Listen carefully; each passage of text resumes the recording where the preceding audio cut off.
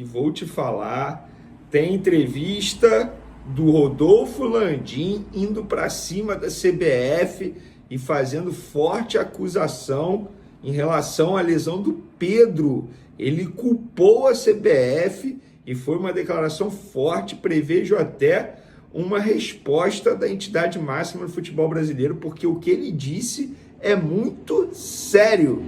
E foi o presidente do Flamengo que falou numa entrevista.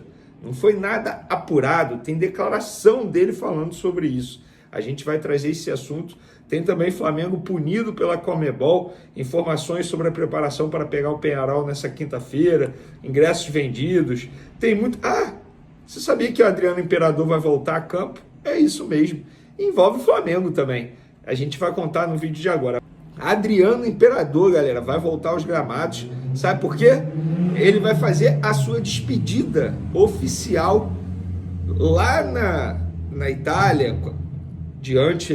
Tem o Inter de Milão também. Lembrando que ele teve uma passagem muito boa pelo clube italiano. Foi chamado de Imperador lá. E o ex-atacante Adriano vai voltar aos gramados para um jogo despedido amistoso no dia 15 de dezembro, no Maracanã, com ex-companheiros de Flamengo e Inter de Milão da Itália. Bacana demais.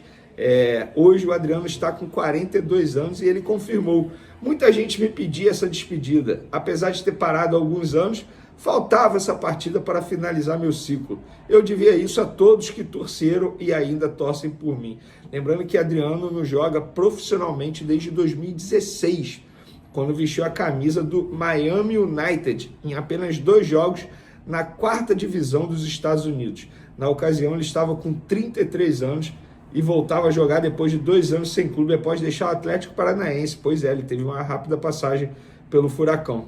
Nos últimos anos ele só participou do Jogo das Estrelas, promovido pelo ídolo Zico.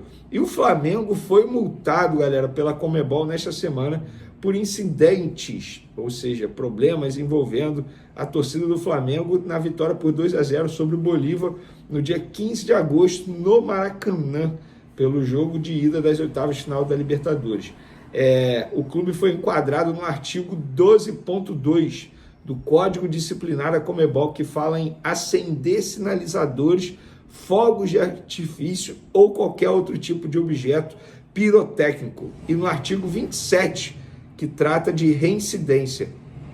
Por decisão da juíza Amarilis Belisário, vice-presidente da Comissão Disciplinar da Conmebol, o Flamengo terá que pagar uma multa de $20 mil, dá mais de R$110 mil, e mais $13 mil, que dá em torno de R$73 mil, para repor gastos incorridos pela Conmebol no espaço de hospitalidade, que deve ser obrigação do clube mandante de acordo com o artigo Manual de Clubes da Libertadores. Nossa Senhora, a Conmebol nossa.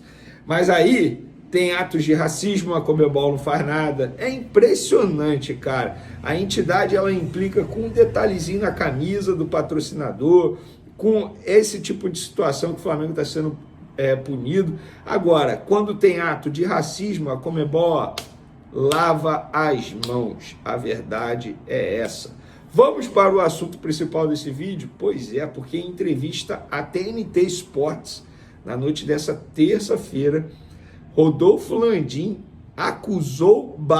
alegou que o atacante Pedro foi submetido a uma carga de treinamento muito forte para um jogador que havia acabado de sair do departamento médico. Ele está se referindo à lesão que o Pedro sofreu no joelho, que passou por cirurgia, vai ficar cerca de 10 meses longe dos gramados. Abre aspas para o presidente do Flamengo.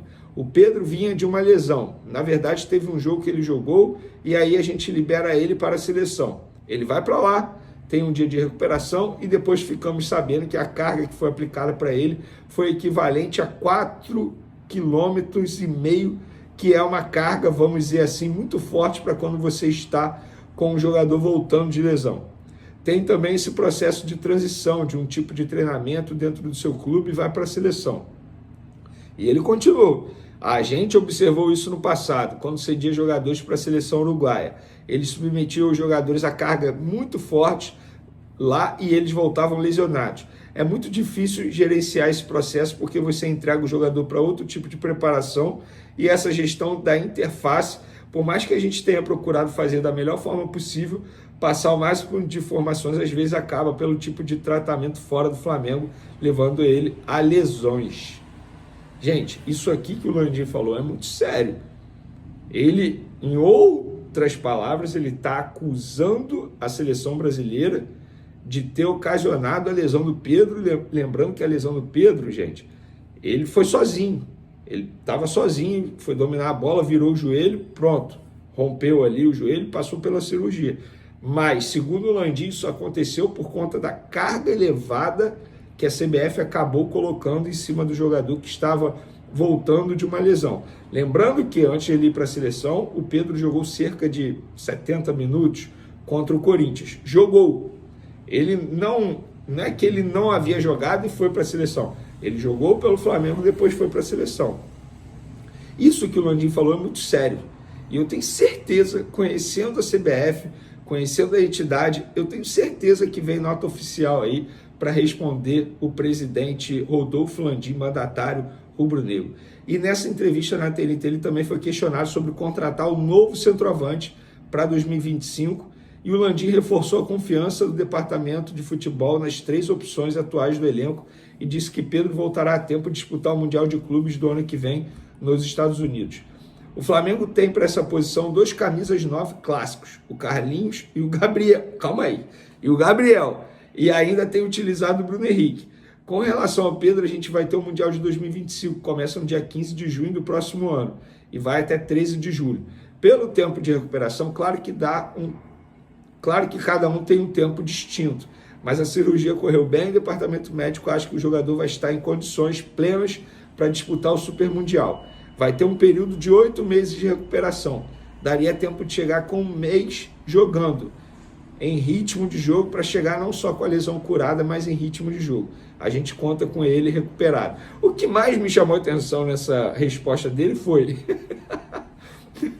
O Flamengo tem para essa posição 2 camisas 9 clássicos, o Carlinhos e o Gabriel. Gente, na boa, ou o Landim acha que o torcedor é otário e não assiste aos jogos, ou ele não tem conversado com o Tite e não tem assistido aos jogos do Flamengo.